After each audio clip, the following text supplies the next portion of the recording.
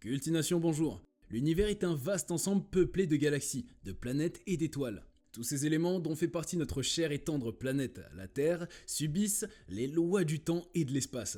Nous, en tant qu'humains, nous en faisons l'expérience au quotidien, et quand on dit quotidien, c'est déjà un référentiel au temps. Où que nous soyons, c'est un vide dans l'espace que nous comblons, un espace que des êtres vivants ont peut-être occupé avant nous.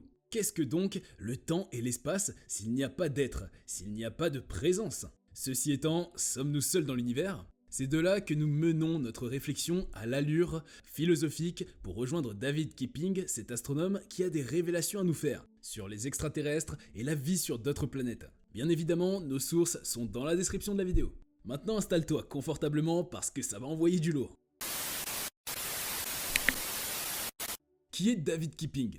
David Kipping est un astronome et professeur assistant à l'université Columbia, né entre 1983 et 1984. Il a grandi au Royaume-Uni, mais a émigré aux États-Unis. Il effectue des recherches sur divers sujets liés aux planètes extrasolaires, mais son principal projet est la recherche d'exolunes et d'exoplanètes. Plus concrètement, il s'intéresse spécialement aux exolunes et aussi à l'étude et à la caractérisation des exoplanètes en transit, les atmosphères d'exoplanètes, le développement de nouvelles techniques de détection et de caractérisation, la statistique de population et de l'inférence bayésienne. Jusque-là tout va bien. L'inférence bayésienne, c'est juste une méthode d'inférence statistique qui est employée dans le calcul des probabilités de diverses causes hypothétiques à partir de l'observation d'événements connus. Cette méthode s'appuie principalement sur le théorème de Bayes. David Kipping a en effet à sa charge le laboratoire Cool Worlds qui fait partie du département d'astronomie de l'université Columbia. Il est également le chercheur principal du projet The Hunt for Exomoons with Kepler, HEK. Depuis son plus jeune âge, David s'est toujours intéressé aux sciences, et plus particulièrement à l'espace. Les mathématiques, la physique et la chimie sont les cours qui ont nourri cette passion. En dehors des études, David aimait aussi jouer au football, comme quoi c'est aussi une personne comme toi et moi, et surtout qui ne vient pas d'ailleurs, même si ça pourrait s'expliquer. Il serait en train de chercher d'où il vient. Mais désolé de te décevoir, c'est bien un être humain comme toi et moi. De plus, il aimait Star Trek, voulait être astronaute et mémoriser les noms et les masses de toutes les planètes du système solaire et de leurs lunes.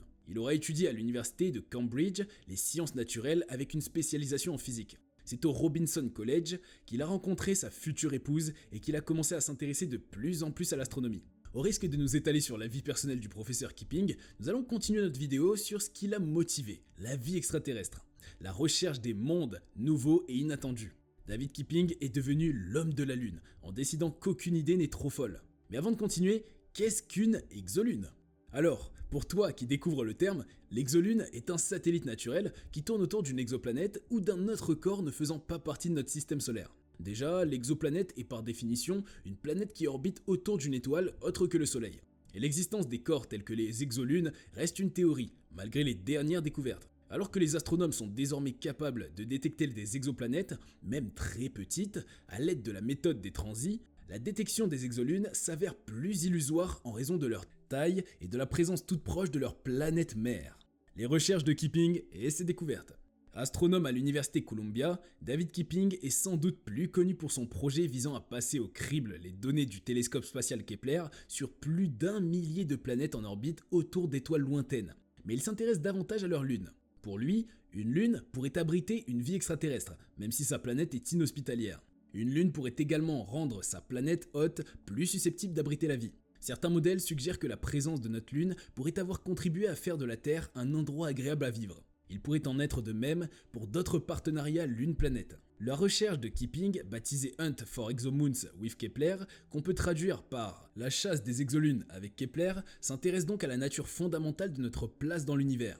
Cela suscite plusieurs interrogations dont la principale, sommes-nous seuls ? Kipping et ses collègues utiliseront le télescope spatial Hubble pour savoir s'ils ont attrapé leur première proie. Le candidat possible est un objet de la taille de Neptune en orbite autour de la planète Kepler 1625b. Si le candidat s'avère être une véritable exolune, Kipping consolidera sans aucun doute sa réputation de spécialiste de la Lune. Mais il a déjà lui-même souligné que des indices similaires ont déjà échoué auparavant. Toutefois, sa philosophie de base reste inchangée. Aucune idée n'est trop folle. Le directeur de la Harvard Origins of Life Initiative, qui a travaillé avec Kipping dans le cadre de ses recherches post-doctorales à l'université Harvard, Dimitar Saselov, déclarait que ses projets phares, celles de Kipping bien sûr, sont assez risqués, mais ils sont manifestement très rentables. Toutes les planètes que Kepler a repérées après son lancement se sont fait connaître en bloquant la lumière de leurs étoiles lorsqu'elles ont traversé ou transité devant celles-ci. Ces transits produisent une forme en U caractéristique dans les graphiques de la lumière de l'étoile au fil du temps. Alors qu'il était étudiant diplômé à l'Université College de Londres, Keeping s'est demandé ce que les graphiques en forme de U pouvaient révéler sur les planètes. Les chercheurs savaient déjà que des U plus profonds signifiant des planètes plus grandes, par exemple. Des U plus fréquents signifient des périodes orbitales plus courtes. Alors qu'il regardait les étoiles lors d'une randonnée dans l'Himalaya, Keeping a pensé à quelque chose d'autre qui pourrait modifier le U. Il m'a semblé évident qu'une lune pouvait tout gâcher, dit-il, et une lune suffisamment grande créerait un creux supplémentaire occasionnel dans la lumière. Au début du boom des exoplanètes, la recherche de tels creux dans les données de Kepler était une idée audacieuse. Mais Keeping s'est quand même lancé. Son article, publié dans Monthly Notice of the Royal Astronomical Society en 2009, soulignait que Kepler pouvait également être utilisé pour rechercher des exolunes. En tant que nouveau membre du corps enseignant de Columbia, David Keeping s'est récemment consacré à l'enseignement, au mentorat et à la sensibilisation. Nombre de ses étudiants affirment qu'il soutient leurs projets les plus fous, même ceux qui ne révèlent pas de l'astronomie, comme l'apprentissage automatique ou linguistique. Les planètes habitables. Dans cette partie, nous allons un peu jouer avec les chiffres. Il s'agit ici d'un processus que les spécialistes utilisent tout le temps lorsqu'ils introduisent des valeurs dans l'équation de Drake en essayant de trouver des moyens d'estimer combien d'autres civilisations pourraient exister. Mais une question un peu moins compliquée est de savoir combien de planètes terrestres existent dans la zone habitable de leur étoile. C'est une question à laquelle plusieurs chercheurs ont essayé de répondre par le biais de simulations. Par monde terrestre, les chercheurs entendent des planètes d'1 à 10 masses terrestres, même s'il faut noter que certains scientifiques ramènent ce chiffre à 0,3 masses terrestres, ce qui pourrait être suffisant pour conserver une atmosphère sur de longues périodes géologiques et pour soutenir une activité tectonique. Des équipes de chercheurs s'intéressent à la distribution des planètes terrestres dans notre galaxie, et les simulations qui ont découlé de cette étude créent une distribution de probabilité de telles planètes dans les zones habitables. Les chiffres montrent que 45,5 milliards de planètes terrestres se trouvent dans les zones habitables des étoiles hautes de notre galaxie. La probabilité de présence de planètes dans les zones habitables de différents types d'étoiles a également été calculée et la conclusion en est que les petites de classe M abritent 11,5 milliards de mondes terrestres, tandis que les étoiles de classe K sont les plus fécondes avec 12,9 milliards. Les étoiles de classe G, comme notre Soleil, en comptent 7,6 milliards et les étoiles de classe F 5,5 milliards. En comparaison aux estimations faites par le chasseur d'exolunes, David Keeping, on remarque qu'il suppose qu'il y a environ 300 milliards d'étoiles dans la Voie lactée, chiffre qui d'ailleurs est de plus en plus souvent cité comme la meilleure estimation et note que 90% d'entre elles sont de la séquence principale et donc stables pendant de longues périodes. Il poursuit en réduisant le nombre d'étoiles, en éliminant les petites m en raison du verrouillage par les marées et en supprimant les étoiles à courte durée de vie de classe supérieure à F. Il reste donc 22,7% d'étoiles de la séquence principale de classe F, G et K. Et ce n'est pas tout, il réduira encore le champ, en utilisant 30% comme valeur fixe et en supposant que très approximativement la moitié de cet échantillon correspond à des planètes rocheuses et l'autre moitié à des géantes gazeuses de type Neptune. Nous pouvons donc noter que 15% de toutes les étoiles de type F, G et K ont des planètes rocheuses autour d'elles. Il convient de noter que cette valeur est très probablement sous-estimée, car les planètes de masse terrestre sont actuellement en dessous du seuil de détection. Mais une question demeure, combien de ces planètes existeraient dans la zone habitable ? Keeping travaille avec 330 exoplanètes à leur découverte, dont une trentaine dans la zone habitable de leur étoile haute. Il suggère donc qu'une fraction de 10% serait une estimation sûre sur la base des connaissances actuelles. Il prend ensuite en compte une zone habitable galactique, en supposant qu'elle puisse exister et que toute valeur obtenue sera donc une sous-estimation si ce n'est pas le cas. Cela ramène le nombre d'étoiles avec des planètes habitables à 5%, mais lui laisse tout de même 50 millions d'exoplanètes à zone habitable dans la Voie lactée. On peut comparer ce chiffre à la prédiction d'Alan Boss, un astrophysicien et planétologue qui prévoit 10 milliards d'exoplanètes habitables dans notre galaxie. Keeping fait un travail remarquable. Ces estimations sont vraiment époustouflantes lorsqu'elles se tournent vers le grand univers. Le chiffre pouvant être transformé en une estimation des mondes habitables dans l'univers visible et d'environ 11 milliards d'environnements habitables par galaxie. Même en tenant compte de l'écart considérable entre les estimations basses et hautes des planètes habitables, l'univers est probablement rempli d'environnements propices à la vie. Keeping et la possibilité de vie extraterrestre, les mégastructures extraterrestres. L'étoile Kik 8462-852, nommée l'étoile de Tabi, se comporte très bizarrement avec de fortes baisses de luminosité qui durent des heures, ainsi que des baisses beaucoup plus longues qui durent des jours ou plus, ce qui indique que quelque chose bloque une fraction substantielle de la lumière de l'étoile.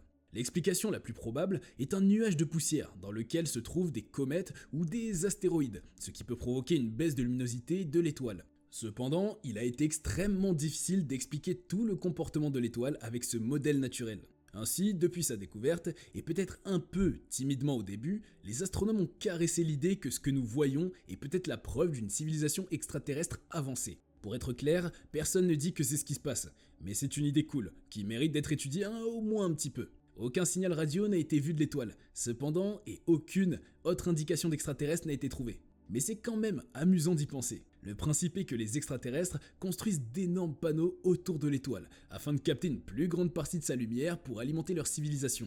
Faites une pause et imaginez cela comme le travail ultime de Sieur Elon Musk. L'idée de mégastructures extraterrestres existe depuis un certain temps et présente un certain intérêt en tant que sujet de réflexion. David Kipping étudie également l'étoile de Tabi. Ses conclusions rejoignent la majorité. Il s'agit bien d'une étoile très intrigante dont le comportement est presque certainement naturel. Il serait donc stimulant et peut-être même gratifiant de chercher des explications plus spéculatives afin de résoudre le mystère. Si vous avez vu Avatar ou Star Wars, vous êtes probablement familier avec l'idée que les lunes, en soi, pourraient être habitables, déclare David Kipping. Des lunes réelles, comme Europe de Jupiter et Encelade de Saturne, présenteraient des caractéristiques telles que de l'eau liquide qui pourrait favoriser la vie. L'immensité de l'espace laisse l'esprit perplexe et amène à se demander où sont tous les extraterrestres. Nous ne sommes sûrement pas les seuls à avoir réussi à sortir vivants sur un rocher cosmique. Bien sûr, il peut y avoir de nombreuses raisons pour lesquelles nous n'avons pas encore rencontré d'extraterrestres, qu'il s'agisse d'une technologie médiocre ou du fait que les extraterrestres ne souhaitent pas être vus. Des études tentent d'adopter une approche statistique de la question, en déterminant la probabilité d'apparition d'une vie extraterrestre complexe sur d'autres planètes. Pour sa part, David Kipping a utilisé la technique statistique appelée inférence bayésienne pour arriver à la conclusion qu'il y a plus de chances que les extraterrestres existent.